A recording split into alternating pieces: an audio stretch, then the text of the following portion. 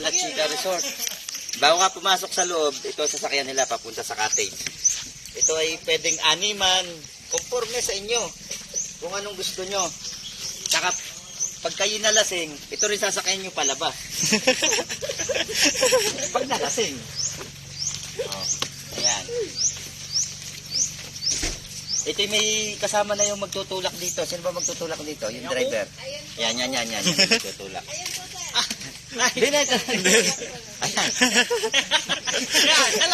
Yeah, may magtutulak na. Ang ginete dito si sir. Yan. Siya ay professional driver papunta doon sa Juan. Ang license nga pala niya 1, 2, 3. May 4 pa. Aba, kailangan pa pala niyan, ano? Oo.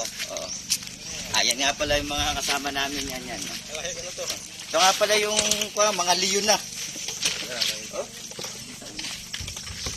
Ayan.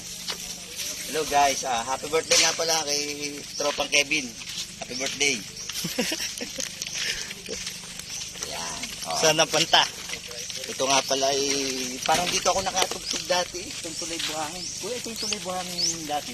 Barangay? Dito sa Balagos. Diretso pa yun? Malayo pa. Sa dinaanan nyo. Ibig sabihin, nagpas na kami ng Tulay Buhangin. Dati ako nagtulog-tugan dito, tapos ako pumunta rin sa dito. Parang dito na nga yun eh. Ganito rito, talagang sasakay ka ng cart nila. Bawal maglakad kasi, gawa ng mapapagod ka. Magaling si Kuya mag-drive po. Talagang walang yanig.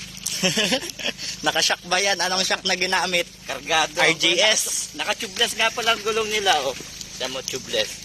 Liter airless na pati. Tapos FI na daw to. Kargado. Kargado. Doon ka mo. Ayun. Yun nga pala kami sa malapit sa dagat. Ang masasabi mo sa view natin? Magandang buhangin nila. Parang ito hinakot ah. Hindi na kaya.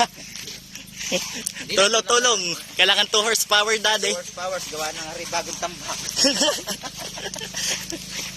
Hari pali bagong ribor. Kaya hindi ko para sa akin. Salamat. Salamat po.